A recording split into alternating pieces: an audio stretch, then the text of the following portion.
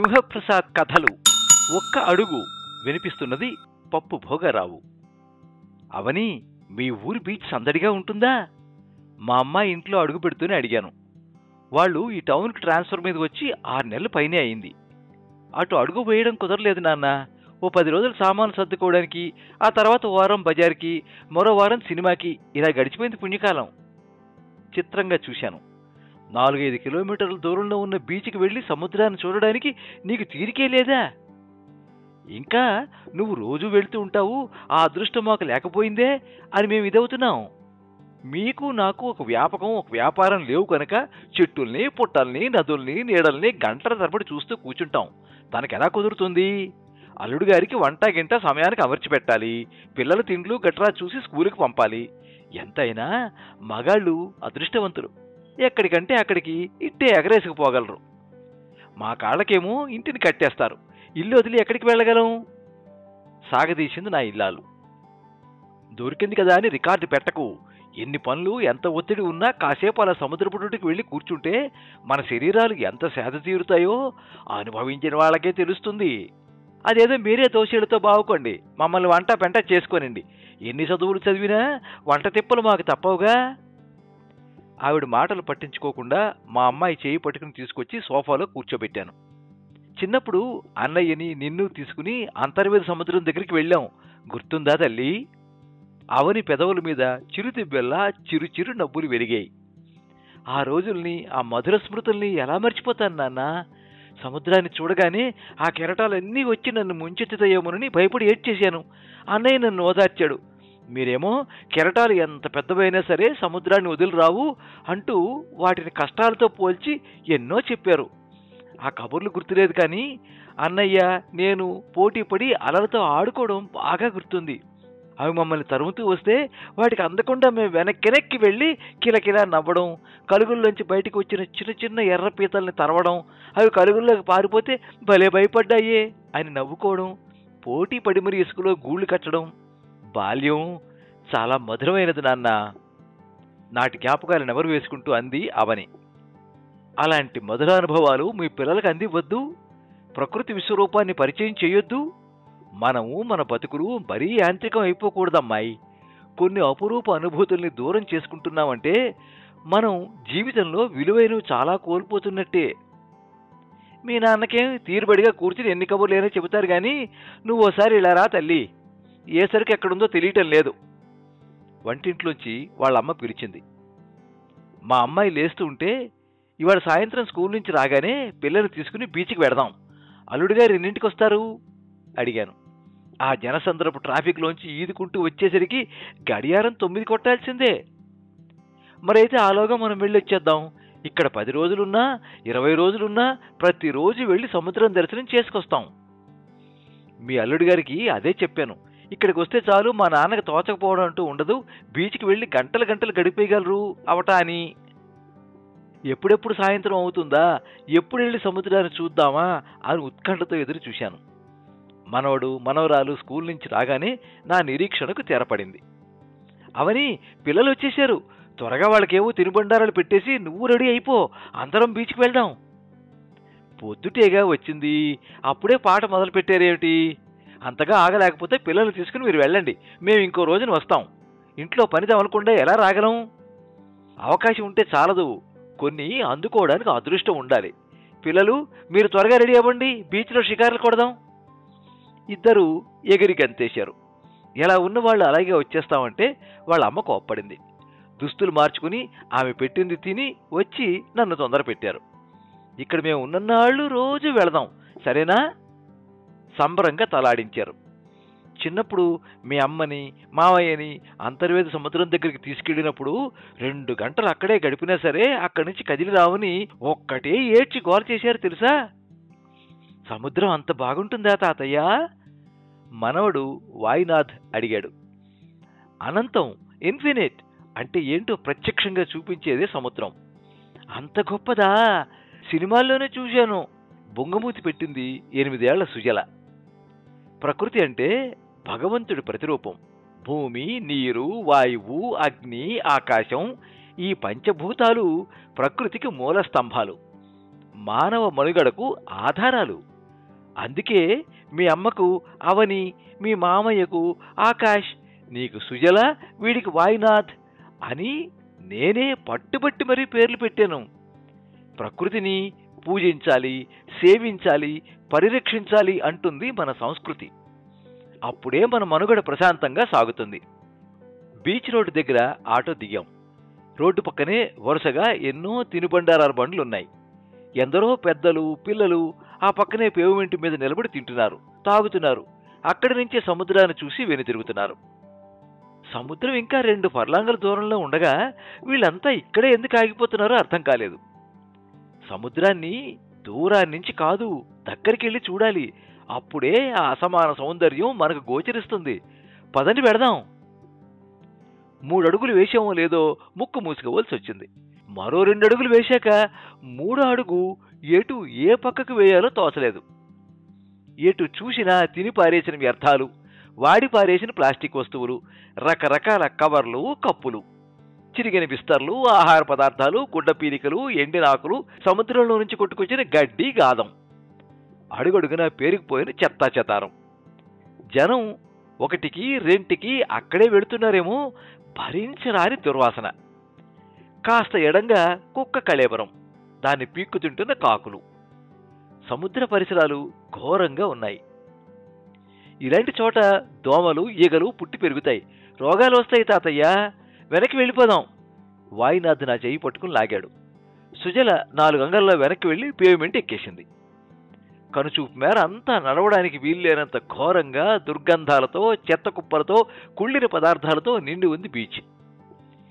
ఇక సముద్రంలో ఎన్ని వేల లక్షల టన్నుల ప్లాస్టిక్ వ్యర్థాలు, రసాయనాలు చేరి సముద్రపు జీవులను మృత్యుముఖంలోకి నెడుతున్నాయో.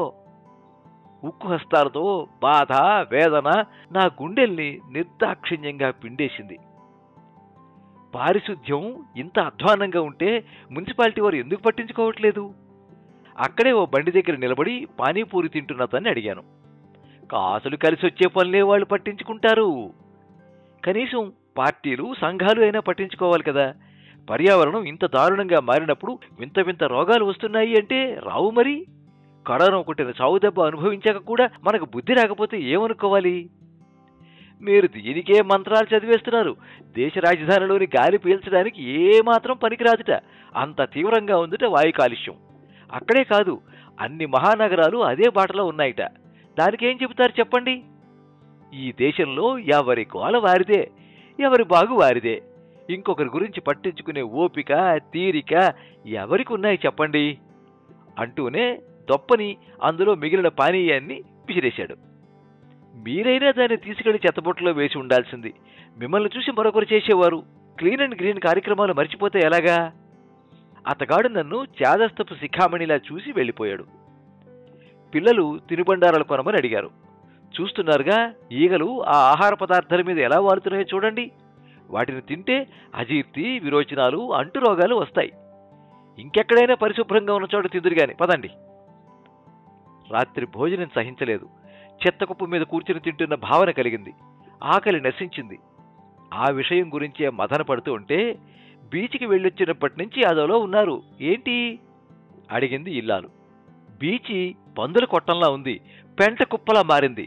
తలుచుకుంటేనే కంపరంగా ఉంది. దాని గురించి మీరు ఇదవుతున్నారా? భలేవారే, మనం ఇక్కడ 10 రోజులుండిపోయే అతిథులం. మనమే ఇక్కడ శాశ్వతంగా ఉండబోవటం లేదు. ఈ భూమి మీదకి మనము అతిథులుగానే వచ్చాం కదే. నదుల్ని, సముద్రాల్ని, వాటి పరిసరాలను కాలుష్యరహితంగా ఉంచుకోవద్దు. ప్రతిరోజు పూజా మంటపంలోని నిర్మాల్యాన్ని తొలగించి శుద్ధి చేస్తాం. ఎందుకని? పరిశుభ్రతకు, పవిత్రతకు అవినాభావ సంబంధం ఉంది. అవి ఎక్కడ ఉంటే అక్కడ భగవంతుడు ఉంటాడు. మిర్రి చూసింది. ఏం చేస్తానంటారైతే? ఏదో ఒకటి చేయాలి. తెల్లవారుతుండగా ఒక ఆలోచన వచ్చింది. వెంటనే స్థానిక పత్రికలకు సముద్ర పరిసరాల కాలుష్యం గురించి తీవ్రంగా విమర్శిస్తూ పాఠకుల లేఖలు శీర్షికకు మెయిల్స్ పంపించాను. అల్లుడు గారికి చెప్పి 2 ప్రింట్లు తీసుకున్నాను. మున్సిపల్ ఆఫీస్ తెరిచేసరికే వెళ్ళిపోయాను. ఎగ్జిక్యూటివ్ ఆఫీసర్కి ఒక లెటర్ ఇచ్చి బీచ్ పరిశుభ్రంగా ఉంచడానికి చర్యలు తీసుకోమని అర్థించాను. దాని మీద ఏదో రాసి పక్కనున్న ట్రేలో వేశాడు. చైర్మన్ కలుద్దాం అనుకుంటే ఆయన్ని ఇంటి దగ్గరే కలవాలన్నారు. హెల్త్ ఇన్స్పెక్టర్ని కలిసి అక్కడ పరిస్థితి వివరించి 2వ కాపీ ఇచ్చాను. ఎన్నని చేస్తాం, టౌన్ ఇబ్బడి ముబ్బడిగా పెరిగిపోతోంది, ఫండ్స్ రిలీజ్ చేయరు, మా జేబులోంచి పెట్టుకోలేం కదా. ఎదురు నన్నే అడిగాడు. ఇది మంది ఆరోగ్యంతో ముడిపడి ఉన్న సమస్య, ఆహ్లాదంతో కూడుకున్న సమస్య. బీచ్ అభివృద్ధి చేస్తే జనానికి ఒక మంచి సౌకర్యం కల్పించిన వారు అవుతారు. ఉపన్యాసాలు వద్దో, మేం చేయగలిగింది చేస్తాం. మరో మాటకు అవకాశం ఇవ్వలేదు. కాళ్ళు ఈడ్చుకుంటూ ఇంటికొచ్చేశాను. ఊరు గొడవలు మీకెందుకు చెప్పండి, నేలకు పోయేది నెత్తికెందుకు రాసుకోవాలి? ఇల్లాలు విసుక్కుంది. ఈ 4 రోజులు అన్ని గొడవలు మరిచిపోయి ప్రశాంతంగా మనవాళ్లతో కాలక్షేపం చేయండి నాన్న, కూతురు సలహా ఇచ్చింది. ఆ ప్రశాంతత కోసమేనమ్మా ఈ తాపత్రయం. ఇది నా ఒక్కడికే కాదు, మొత్తం ఈ పట్టణ ప్రజలందరికీ. వాళ్ళ సమస్యలు ఏంటో ఎందుకొచ్చాయో వాళ్ళకే తెలియదు. ఉచితాల తాయిలాలు పెడితే చాలు వాళ్ళు ఖుష్, ఓట్లు పడతాయని నాయకులు ఖుష్, మళ్ళీ ఈసారి మనదే ప్రభుత్వం అని నేతలు ఖుష్. మీకెందుకు అనవసర తాపత్రయం అంకుల్ అన్నాడు అల్లుడు. నా లెటర్ ప్రముఖ పత్రికలో వచ్చేయింది. ఏదో చర్య తీసుకుంటారని ఆశించాను. మరీ 2 రోజులు గడిచాయి. ఎంతో ఆశగా సముద్రం ఒడ్డుకెళ్లి చూశాను. పరిస్థితి మరింత దిగజారినట్టుగా అనిపించింది. అన్ని రకాల వ్యర్థాలు తెచ్చిపోస్తున్నారు. చూస్తూ ఉంటే అది అనధికార డంప్ యార్డ్గా మారే ప్రమాదం ఉందని భయమేసింది. వేదనతో నడుస్తూ ఉంటే ఎవరో వస్తారని, ఏదో చేస్తారని ఎదురు చూసి మోసపోకుమా. శ్రీశ్రీ పాట ఎక్కడి నుంచి వచ్చి నా చెవిలో పడింది. ఆ మరుక్షణం ఎవరో ఒకరు ఎప్పుడో అప్పుడు నడవరా ముందుగా అటో ఇటో ఎటో వైపు. చంద్రబోస్ పాట నాలుక మీద కదిలింది. మర్నాడు బజారుకెళ్ళి వెడల్పాటి చీపురు, చిన్న చీపురు, తట్ట, పెద్ద బ్యాగులు కొని బీచ్కి వెళ్ళాను. కర్ర చీపురుతో క్లీనింగ్ మొదలుపెట్టాను. మొదట 5 అడుగుల వెడల్పుతో చెత్త చెదారాన్ని ఒక పక్కకు చేర్చి దాన్ని తట్టలోకెత్తి ఒక పక్కగా రోడ్డుకు దగ్గరలో కుప్పపోశాను.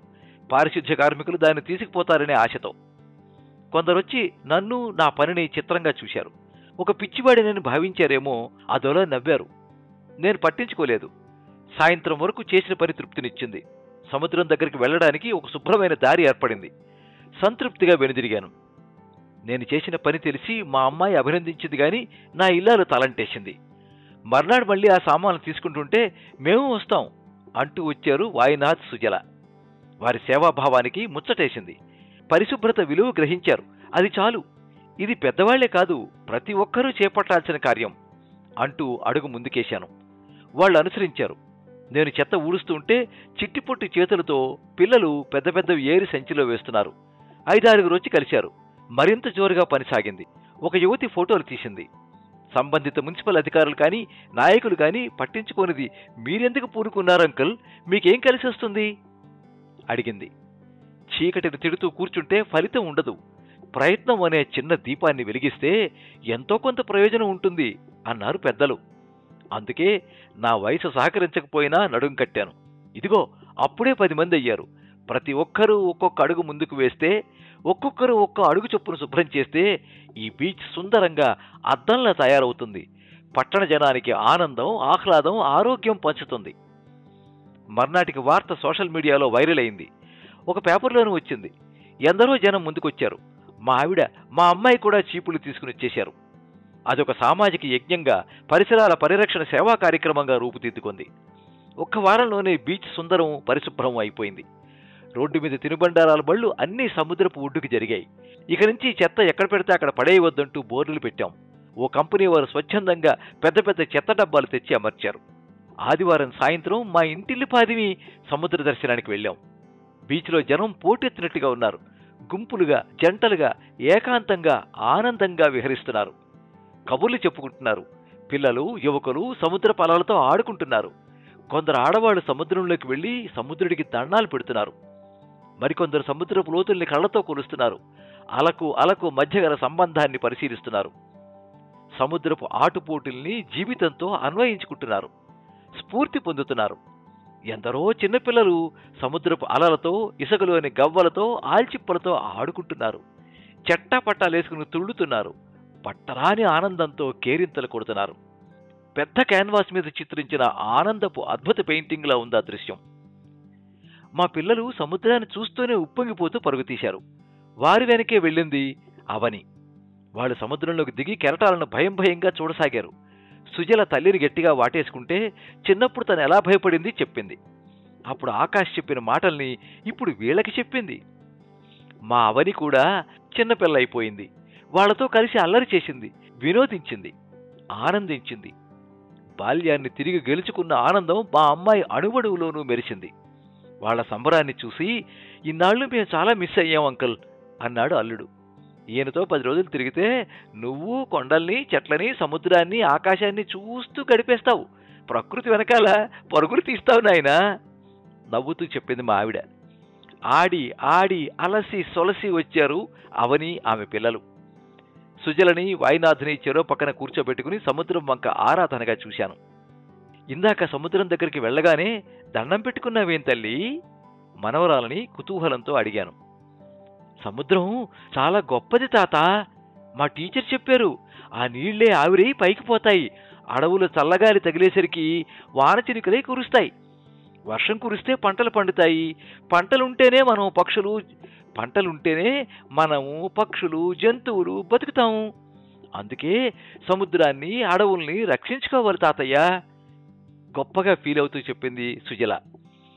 తలనిమిరి అభినందించాను. శ్రీ మహావిష్ణువు నివాసం పాలసముద్రం మీది శేషతల్పమేనర్రా అంది నా భార్య. అత్తగారింట్లో మకాం వేశాడు అల్లుడి గారి వంక ఓరగా చూస్తూ నవ్వింది అవని. లక్ష్మీదేవి సముద్రంలోంచి పుట్టింది తెలుసా? లక్ష్మీదేవే కాదు, చంద్రుడు, కౌస్తుభం, ధన్వంతరి, కామధేనువు, కల్పవృక్షం మొదలైనవన్నీ క్షీరసాగర మథనంలో ఉద్భవించినవే. దాని అర్థం సముద్రంలో ఆణిముత్యాలే కాదు, ఎంతో విలువైన సంపద ఉందని. అగాధమౌ జలనిధిలోన ఆణిముత్యమున్నటులే, శోకాల మరుగున దాగి సుఖమున్నదిలే అని గొప్ప పాట రాశారు శ్రీశ్రీ అన్నాను. చేపలు, రొయ్యలు, షార్కులు, తిమింగలాలు కూడా ఉంటాయి తాత అన్నాడు వాయునాథ్. ఇంకో ముఖ్య సంగతి ఉంది. అలా చూడండి, సముద్రం నీలంగా ఉంది, ఆకాశము నీలంగానే ఉంది. రాముడు, కృష్ణుడు, దేవుళ్ళది నీలవర్ణమే. ఎందుకో తెలుసా? తెలియదన్నట్లు చూశారు. నీలం అనంతానికి సంకేతం అన్నమాట. దేవుడు ప్రత్యక్షంగా కనబడడం సాధ్యం కాక తన ప్రతిరూపంగా ప్రకృతిని సృష్టించాడు. అంటే దేవుడు, ప్రకృతి ఒక్కటే. వాటిని విడదీసి చూడకూడదు. ఉదయమే ఇక్కడికి వచ్చి సూర్యోదయాన్ని చూడండి, లేదా సాయంత్రం సూర్యాస్తమయాన్ని చూడండి. అవి ఎంత అద్భుతంగా, ఎంత రసరమ్యంగా ఉంటాయో తెలుస్తుంది. అదే భగవత్ స్వరూపం. మనం ఉరుకుల పరుగుల జీవితాల్లో కూరుకుపోయి గానిగెద్దుల్లా గిరగిరా తిరుగుతూ ఉంటాం తప్ప ప్రకృతిని పట్టించుకోం. కష్టాలు వస్తే తప్ప దేవుడు గుర్తుకురాడు. ప్రకృతి వైపరీత్యాలు సంభవిస్తే గాని ప్రకృతి పరిరక్షణ గుర్తురాదు. ఒక పక్క అడవులను అడ్డంగా నరికేస్తూ కొన్ని మొక్కలు నాటి జబ్బలు చరుచుకునే అజ్ఞానులం మనం. ప్రకృతిని ఆరాధించకపోతే మానే, కనీసం ప్రకృతితో సహచర్యం చేయలేకపోవడం కంటే పాపం, దుర్మార్గం ఉండవు. ప్రకృతిలో దేవుణ్ణి చూద్దాం, నోరారా పలకరిద్దాం, కనులారా తిలకిద్దాం, చేతులారా పరిరక్షిద్దాం, మనసారా ఆనందిద్దాం. ప్రకృతి లీలలు, విన్యాసాల ద్వారా సృష్టికర్త ఉనికి గ్రహించి ఆరాధనాభావం పెంపొందించుకుందాం. ఎందరో తప్పట్లు కొట్టారు. తలెత్తి చూశాను. ఇప్పుడు చెరో ఏమో నా చుట్టూ 20 మంది వరకు చేరున్నారు. వారిలో పిల్లలు, యువతీ యువకులే ఎక్కువ. మనకు ఉన్న పెన్నిధి ప్రకృతి. రకరకాల కాలుష్యాలతో, మితిమీరిన స్వార్థాలతో దాని ఆయుష్ తీయొద్దు. పర్యావరణ పరిరక్షణతో కొత్త ఊపిరి ఊదుతామని ఒకే ఒక్క మాట ఇవ్వగలరా? వారిని ఉద్దేశించి ఉద్వేగంతో అడిగాను. వారంతా చెయ్యి కలిపి మానవహారంలా ప్రకృతి పరిరక్షణ కంచెగా నిలబడ్డారు. మానవ భవిష్యత్తుకు, ప్రకృతి రక్షణకు ఏదో భరోసా చిక్కినట్టు, గుండెలు మించి పెద్ద బరువు తొలగిపోయినట్టు ఆనందానుభూతి అనుభవిస్తూ ఆకాశం వైపు తిరిగి చేతులు జోడించాను. ప్రకృతిని మనం రక్షిస్తే అది మనము, మన బతుకులు వికృతి కాకుండా రక్షిస్తుంది. మన అభ్యున్నతికి అభయహస్తం పడుతుంది. సింహప్రసాద్ కథలు. మీరింతవరకు ఒక్క అడుగు కథ విన్నారు. రచన శ్రీ సింహప్రసాద్. వినిపించినది పప్పు భోగరావు. సర్వే జనాః సుఖినో భవంతు.